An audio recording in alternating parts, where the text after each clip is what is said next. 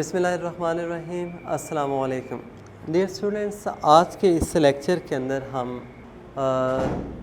जो super class Gnathostomata हमने start लिया था लास्ट टाइम, जिसको हमने फर्दर जो था वो 6 क्लासेस के अंदर जब वो डिवाइड किया था। फॉर एग्ज़ाम्पल देखें ना, यहाँ पे जैसे हम सब फाइलम ये वर्टिब्रेटा और उसकी जो सुपर क्लास से जो हम डिस्कस कर रहे थे, सुपर क्लास गनेथोस्टोमेटा, और इसकी जो फर्दर सब क्लास है जो आज हम डिस्कस करेंगे, सेकंड जो क्लास है जो हम स्टडी करेंगे दैट इज़ ऑस्टिक्टिस। यानी उसमें क्या था कि सुपर क्लास गनेथोस्टोमेटा है और उसकी जो फर्दर हमने 6 क्लासेस जो बनाई थी उनमें हम क्लास या ऑस्टिक्टिस आज डिस्कस करेंगे। अब यहाँ पे भी देखें, ये ज़ाहिर है फ़िशेस का जब वो तीसरा ग्रुप है। पहले तो हमने जॉलेस फ़िशेस पढ़ी थी ना, लेकिन ये जो गनेथोस्टोमेटा हैं उनमें जॉस वाली अपर और लोअर जॉस होते हैं, उन फ़िशेस को डिस्कस कर रहे हैं। लास्ट टाइम जो हमने पढ़ा था कॉन्ड्रिक्टिस, उनको हमने एक कॉमन नेम दिया था कार्टिलेजिनस फ़िशेस, और मैंने उसमें एक रीज़न भी बता दी थी कि कॉन्ड्रिक्टिस का वर्ड जो है वो कॉन्ड्रोसाइट की बेस पे किया था कि कॉन्ड्रोसाइट्स होते हैं, उसका मीनिंग क्या होता है कि this are cartilage forming cells. ज़रा वो कार्टिलेज फॉर्मिंग सेल्स जो होंगे वो स्केलेटन जो बनाएंगे वो कार्टिलेजिनस होगा, तो कार्टिलेजिनस फिशेस कह दिया था। यहाँ पे जो ऑस्टियो का वर्ड यूज़ हो रहा है ना ऑस्टिक्टिस क्लास के लिए, ऑस्टियोसाइट्स आपने में भी पढ़ा होगा, जिनको हम बोन फॉर्मिंग सेल्स कहते हैं। तो इसका मीनिंग क्या हुआ कि अगर इनके अंदर ना बोन फॉर्मिंग सेल्स हैं तो वो फिर क्या करेंगे, बोनी स्केलेटन बनाएंगे। तो इस वजह से हम ऑस्टिक्टिस क्लास के जो मेंबर्स हैं उनको बोनी फिशेस भी कहते हैं। तो ये बेसिकली क्या था, थोड़ा सा ना नेम के लिहाज से वो डिफरेंस आ रहा है, उसको कॉन्ड्रिक्टिस क्यों कह रहे थे, इसको हम ऑस्टिक्टिस क्लास क्यों कहते हैं। अब ना यहाँ पे भी जैसे लास्ट टाइम हमने बॉडी शेप की बात की थी कि इनकी जो बॉडी शेप होगी, अगर आप देखें तो उसमें एक लेटरली कंप्रेस्ड बॉडी है, ठीक है, और लेटरल कंप्रेशन लास्ट टाइम हम डिस्कस कर चुके हैं कि बॉडी के लेटरल साइड से वो थोड़ी सी आपको फ्लैट नज़र आएंगी। फिर उसके बाद हमने ना फ्यूजिफॉर्म या फिर स्पिंडल शेप्ड बॉडी का भी ज़िक्र किया था, और मैंने उसमें क्या कहा था कि जो स्पिंडल शेप्ड बॉडी होती है उसमें क्या होगा, ये देखें जैसे जो मैं फ़िश एक ड्रॉ कर रहा हूँ, तो फ़िश की जो बॉडी है ना वो एंटीरियर और पोस्टीरियर दोनों एंड्स की तरफ आपको क्या है ये टेपर करती हुई फील होगी। यानी यहाँ पे मैंने क्या किया है, उसका एक लेटरल व्यू जो है वो ड्रॉ कर दिया है। लेटरल व्यू में आप देखें एंटीरियर और पोस्टीरियर एंड्स की तरफ ये क्या कर रही है, टेपर कर रही है। अब यहाँ पे उसी तरह से ना ये देखें जस्ट लाइक दिस जो मैं शो कर रहा हूँ, ये वही फ़िश है, लेकिन हम इसका ना अब ये टॉप व्यू वो शो कर रहे हैं। और अगर आप इसको टॉप व्यू में भी ऑब्ज़र्व करें, देखें एंटीरियर से पोस्टीरियर की तरफ जाते हुए क्या है, बॉडी मिडल में आपको थोड़ी सी थिक नज़र आएगी, बाकी दोनों एंड्स पे क्या होगी वो टेपर कर रही होगी। यानी वो लेटरल व्यू था और ये उसका क्या हो गया, बॉडी का टॉप व्यू है। लेकिन दोनों में क्या है, बॉडी जब वो हमें टेपरिंग नज़र आ रही है, और उसका बेसिक जो होता है ना ये जो स्पिंडल शेप बॉडी बन रही है टेपर करने की वजह से, मेन इसका जो एडवांटेज होगा फ़िश को वो क्या होगा कि जो वाटर के अंदर जब मूव कर रही होती है तो रेजिस्टेंस जो होगी ना वो कम से कम होगी। अब हम आ जाते हैं कि यहाँ पे भी एक फ़िश को ड्रॉ करके, जैसे पहले मैं कैरेक्टर्स बताता रहूँ ना, यहाँ पे भी सेम उसके ना हम कैरेक्टर्स को डिस्कस करेंगे।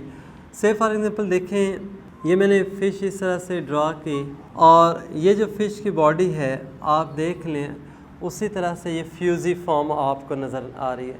लेकिन साथ ही इसमें मैं ये मेंशन कर देता हूँ, ये जो माउथ है वो कौन सा है, टर्मिनल माउथ। देखें ना लास्ट टाइम हमने शार्क की एक डायग्राम ड्रॉ की थी, और शार्क के बारे में हमने क्या कहा था कि उसकी जो बॉडी है ना वहाँ पे अगर माउथ देखें तो टर्मिनल एंड पे नहीं था, वो वेंट्रल साइड पे था। इसलिए हमने कहा था वो बॉटम फीडर्स के लिहाज से जो होती है वो सूटेबल एक माउथ है।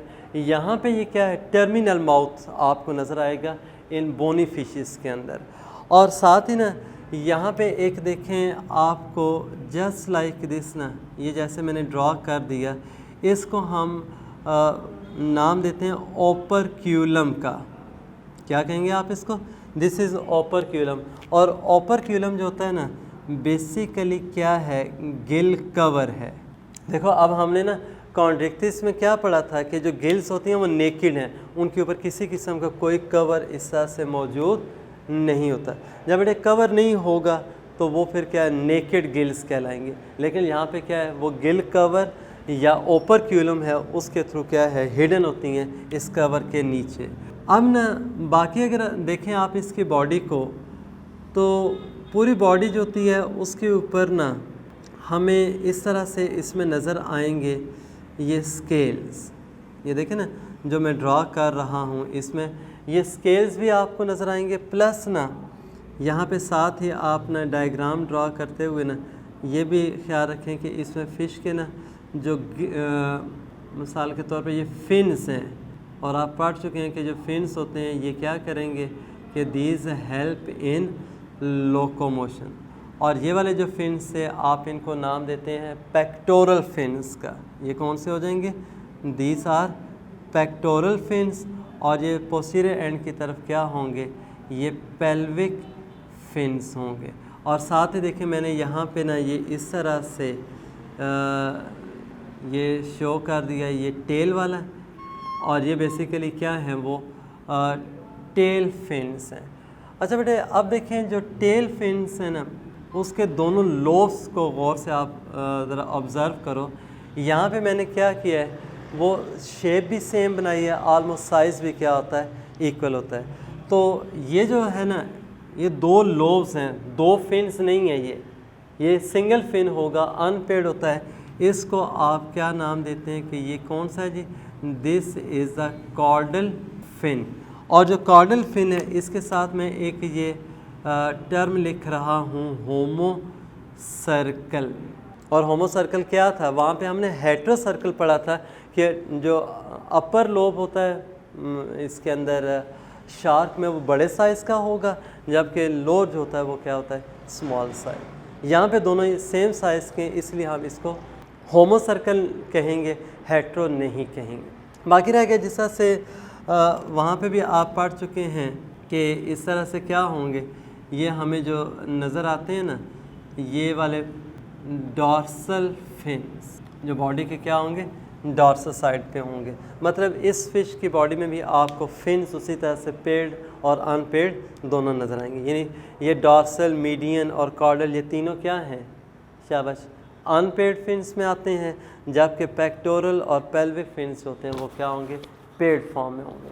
बाकी ना यहाँ पे जैसे मैंने वो शुरू किया था ये स्केल्स बनाने। अच्छा बेटा ये मैंने बीच में ना देखें स्केल्स को ड्रॉ करना छोड़ के ना मैंने पहले ना वो फिन्स ड्रॉ करने शुरू कर दिए थे। असल रीज़न ये होता है कि देखें आप पेपर में जब डायग्राम ड्रॉ करेंगे ना तो आपने ज़्यादा से ज़्यादा अपना टाइम जो है वो सेव करना है।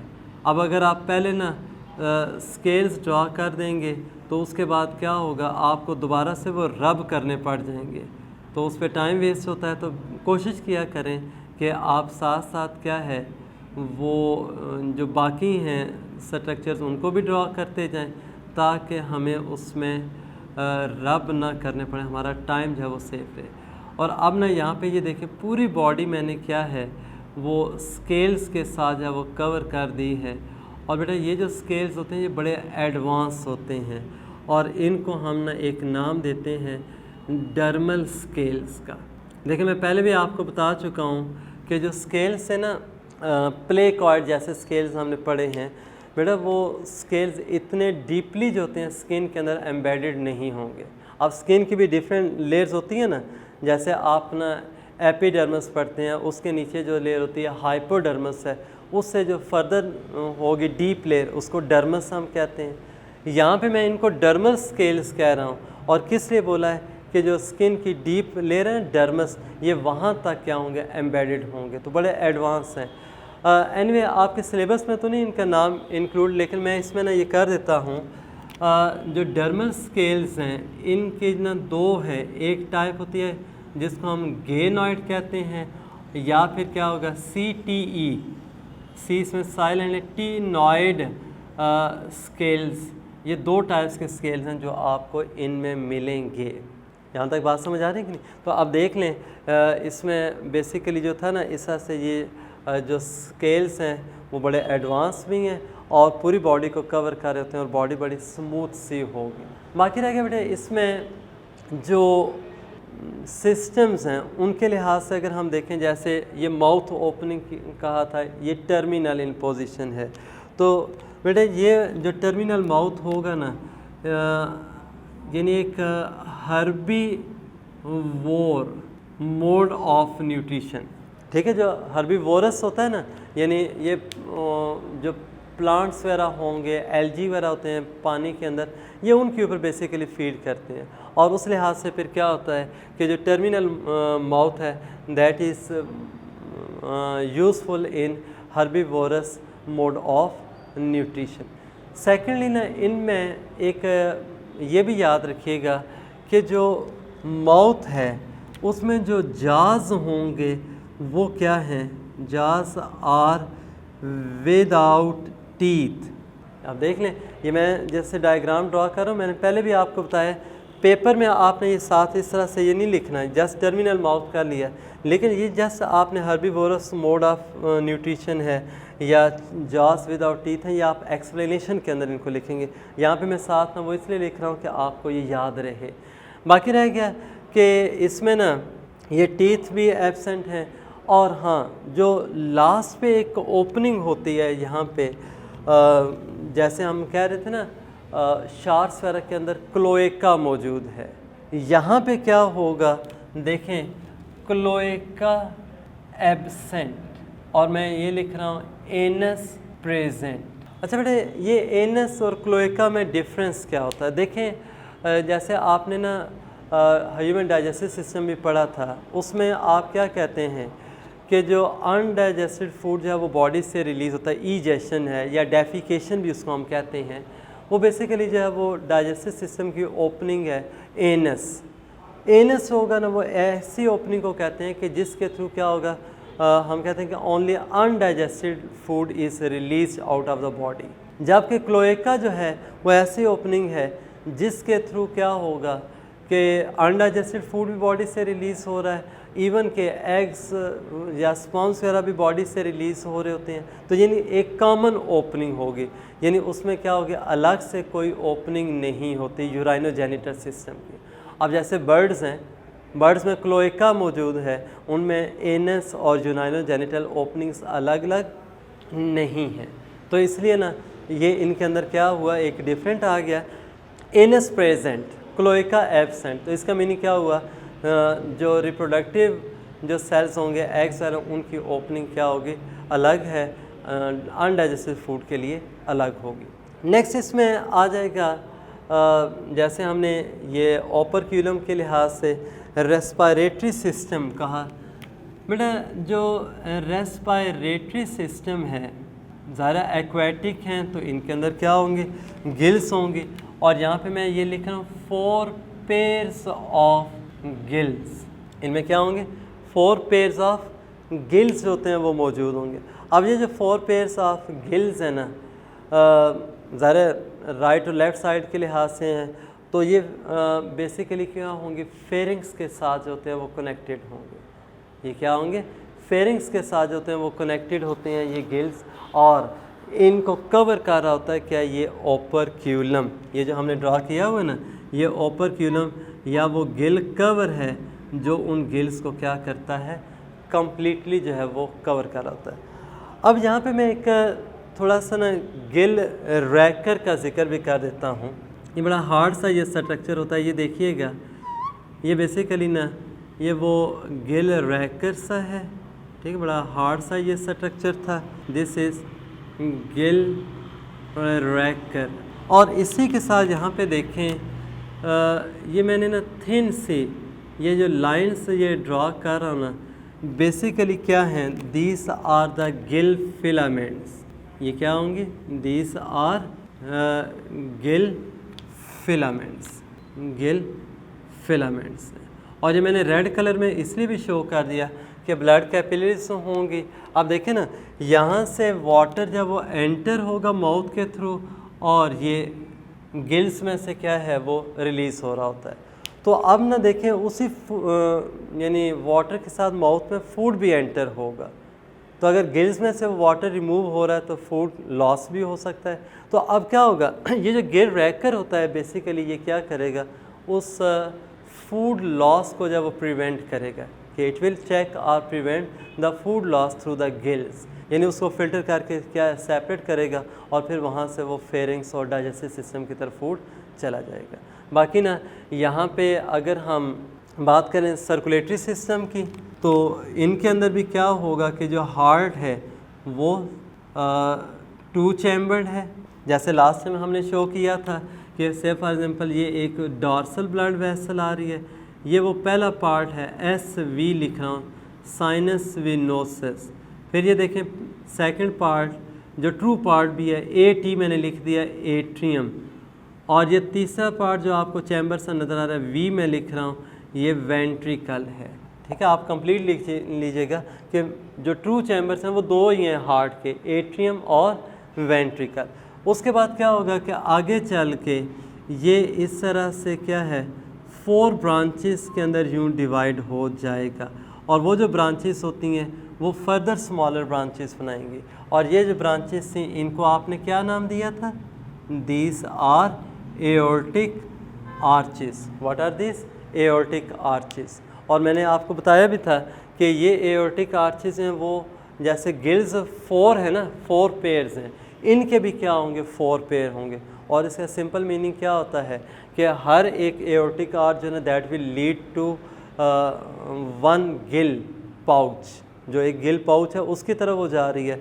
और ज़ाहिर बॉडी से वापस आ रहा होता है ब्लड, डीऑक्सीजनेटेड होगा तो ये हर एक गिल को जब हर एक ब्रांच का ब्लड प्रोवाइड करेगी। बाकी जब वो गिल फिलामेंट्स में से कैपिलरीज के थ्रू जब वो गैशियस एक्सचेंज होगा, ब्लड जो होता है दैट बिकम्स ऑक्सीजनेटेड। और फिर ये ऑक्सीजनेटेड ब्लड जो है ये एक वेंट्रल ब्लड वेसल होगी through which it will return back to the body. तो इसको हम ना सिंगल सर्किट सर्कुलेशन कहते हैं। ये लास्ट टाइम भी मैंने बोला था कि हमारी बॉडी में क्या है सर्कुलेशन इस तरह से कि बॉडी से डीऑक्सीजनेटेड पहले हार्ट में आता है, हार्ट से वो लंग्स में जाएगा, अब लंग्स से फिर वापस हार्ट में आएगा और हार्ट से वो ऑक्सीजनेटेड बॉडी को डिलीवर किया जाएगा, डिस्ट्रीब्यूट किया जाएगा। यहाँ पे ना ये जो मैंने अभी ह्यूमन बॉडी की बात की ना बेटा, इसमें ना बेसिकली ये 2 सर्कुलेशंस हैं। ये देखें हार्ट से वो क्या है लंग्स की तरफ गया और लंग्स से वापस फिर हार्ट में आ गया, ये एक सर्कुलेशन हो गई। दूसरी सर्कुलेशन क्या थी कि बॉडी से डीऑक्सीजनेटेड हार्ट में आया और ऑक्सीजनेटेड हार्ट से बॉडी की तरफ चला गया, तो उसको हम डबल सर्कुलेशन या डबल सर्किट सर्कुलेशन कहते हैं। जबकि फिशेस में ऐसा नहीं है, फिश की बॉडी में क्या होता है डीऑक्सीजनेटेड ब्लड जो है that is only received by the heart and then distributed to gills and from gills oxygenated blood will be distributed throughout the body. तो मतलब ये है कि जो ऑक्सीजनेटेड ब्लड है that is not return back into the heart, so heart has no concern with the pumping of oxygenated blood directly into the body. तो ये जो सर्कुलेशन होती है ना इसको हम सिंगल सर्किट सर्कुलेशन भी कहते हैं। तो फिश की बॉडी के अंदर ये हो गई। बाकी रह गया रिप्रोडक्शन के लिहाज से अगर हम देखें तो यहाँ पे बड़े इम्पॉर्टेंट ये पॉइंट्स हैं कि बेटा रिप्रोडक्शन के लिहाज से जो फिशेस हैं ना ये वाली ऐसी हैं कि जिनमें आपको जो सेक्सेस हैं वो सेपरेट नज़र आएंगे, यानी मेल फीमेल अलग होती हैं। और इनके अंदर ना जो गोनेड्स होंगे वो पेड फॉर्म में होंगे, यानी टेस्टिस और ओवरीज होती हैं वो पेड फॉर्म में होती हैं। और साथ ही ना इसमें एक याद रखिए कि जो डेवलपमेंट है, जैसे हमने ना कार्टिलेजिनस फिशेस या उसमें बात की थी कि इंटरनल डेवलपमेंट है, यहाँ पे थोड़ा सा डिफरेंट केस होता है। यहाँ पे बेटा जो इन जनरल है ना जो फर्टिलाइजेशन है एग और स्पर्म कंबाइन करते हैं वो क्या है वाटर के अंदर, यानी एक्सटर्नल फर्टिलाइजेशन आपको मिलेगी। लेकिन कुछ केसेस हैं जिनमें इंटरनल फर्टिलाइजेशन, लेकिन इन जनरल क्या है, एक्सटर्नल होती है। डेवलपमेंट भी क्या होगी, एक्सटर्नल। लेकिन जब हम पर्टिकुलरली देखते हैं तो तीनों तरह के हमें ना वो उसमें नज़र आएंगी फिशेस। एक वो होंगी जिनको आप नाम देते हैं ओवीपेरस का, सेकंड होती हैं उनको हम नाम देते हैं ओवोविविपेरस, और तीसरी वो कैटेगरी है जिनको हम ना विविपेरस भी कहते हैं। अब देखें ओवीपेरस कौन से एनिमल्स को कहा जाता है कि विच ले एग्स। अब देखें जैसे बर्ड्स हैं, परिंदे हैं, वो क्या करते हैं, या इवन के मुर्गी वगैरह, दिस ऑल ले एग्स, जो एग्स ले करते हैं वो ओवीपेरस। लेकिन उसके मुकाबले में आप देखें जो मैमल्स हैं, they give directly birth to young ones, जो डायरेक्ट बच्चों को जन्म देंगे उनको हम क्या कहेंगे, विविपेरस। उनको क्या कहेंगे, विविपेरस। लेकिन कुछ ऐसे होते हैं जो कि क्या करेंगे कि एग ले करते हैं, और एग जैसे बॉडी से रिलीज़ होगा इमीडिएटली क्या उसमें से हैचिंग हो जाती है। इसका मीनिंग क्या था कि जो एग था that was retained inside the mother body for long time, और वो कितने टाइम तक रहेगा, until the development of baby is complete with in that egg. यानी मदर की बॉडी में ही एग प्रोड्यूस हुआ, फर्टिलाइज भी हो गया, डेवलपमेंट भी स्टार्ट होगी, लेकिन क्या है, एग ले नहीं किया गया। ठीक है, वो मदर की बॉडी में वहीं पे रहा, इंटरनली इंक्यूबेट हुआ। अब ना जैसा डेवलपमेंट कंप्लीट होती है एट दैट टाइम फीमेल ले दैट एग, लेकिन चूँकि बेबी की डेवलपमेंट कंप्लीट थी तो क्या होगा, इमीडिएटली हैचिंग विल अक्कर। तो ऐसे जो केसेस होते हैं ना, उसके लिए हम जो टर्म यूज़ करते हैं ओवोविविपेरस। तो इसमें तीनों तरह के आपको फिशेस मिलेंगी, ओविपेरस, विविपेरस, ओवोविविपेरस। अब आखिरी बात फ़िश के लिहाज से बड़ी इंटरेस्टिंग भी, और ये हमने कार्टिलेजिनस फिशेस में जस्ट एक सेंटेंस पढ़ा था, वो ये था कि जो स्विम ब्लैडर है वहाँ पे क्या था, एब्सेंट था। यहाँ पे बेटे मैं अगर ना एक फ़िश की जस्ट लाइक दिस ये बॉडी बना दूँ, ये रफली से मैं एक बॉडी शो कर रहा हूँ, और ये देखें उसके अंदर ना ये इस तरह से एक बैलून लाइक स्ट्रक्चर मैंने ड्रॉ कर दिया। This is called swim bladder और एयर ब्लैडर। और ये जो एयर ब्लैडर, ये बैलून लाइक स्ट्रक्चर होता है, इसकी वॉल के अंदर बाकायदा ना गैस ग्लैंड्स होते हैं। अब होगा क्या, ये जो स्विम ब्लैडर है बेसिकली ये हेल्पफुल है इन मेंटेनिंग द बायोएंसी। अब आपने ना बायोएंसी के बारे में फ़िज़िक्स में पढ़ा भी होगा, ख़ास तौर पे जो सब मेरीन्स वगैरह होती है ना, तो उसमें क्या होगा, जब वाटर जो होता है वो टैंक्स के अंदर फिल कर लेंगे तो जो सब मेरीन है उसकी डेंसिटी इंक्रीज़ करेगी, that will move down towards bottom. लेकिन उन्हीं टैंक्स को जब खाली करते हैं, वाटर रिमूव करेंगे, तो उसके क्या जो बायोएंसी है, डेंसिटी कम होगी, तो उसके साथ क्या होगा, वो सरफेस की तरफ मूव करती है। बिल्कुल ऐसे ही है। देखें इन बोनी फिशेस के अलावा जितने भी फिशेस हैं ना, अगर वो वाटर के अंदर जब वो डीप मूव करना चाहती हैं तो नॉर्मली फ़िश की जो बॉडी की डेंसिटी होती है वो कम है। अब उनको एक कंटिन्यूस एफर्ट करना पड़ेगी just to remain at a particular depth. अब ना होगा क्या कि जिस वक्त ना ये स्विम ब्लैडर है उसके थ्रू वो क्या करेंगे, गैस के अमाउंट को कंट्रोल करते हुए अपनी डेप्थ को जो है वो एडजस्ट कर सकते हैं। उसके लिए कोई फ़िश को एक्स्ट्रा एफर्ट नहीं लगानी पड़ती। अब देख लें इस लिहाज से ये कितनी ज़्यादा एडवांस फिशेस हैं, और इनको हम ये कह भी सकते हैं कि ये जो लैंड वर्टिब्रेट्स हैं उनके एंसेस्टर्स भी जो वो यही फिशेस हैं। बोनी फिशेस होती हैं कि इनका जो स्केलेटन भी क्या था, ये बोनी है, प्लस क्या होती है, ये आप कह सकते हैं मोस्ट एडवांस जो है वो ग्रुप है फिशेस का। आई थिंक यहाँ तक ये सारी बातें क्लियर हो गई होंगी। इंशाल्लाह नेक्स्ट टाइम हम जब वो जो वर्टिब्रेट एनिमल्स जो हैं जो थर्ड क्लास है जिसमें एम्फीबिया यानी फ्रॉग्स वगैरह, उनसे स्टार्ट लेंगे। होपफुली ये सारी बातें आपको समझ आ गई होंगी। अगर नहीं है तो इंशाल्लाह ना किसी डिस्कशन सेशन में हम इनको डिस्कस भी कर लेंगे। थैंक्स वेरी मच एंड अल्लाह हाफिज़।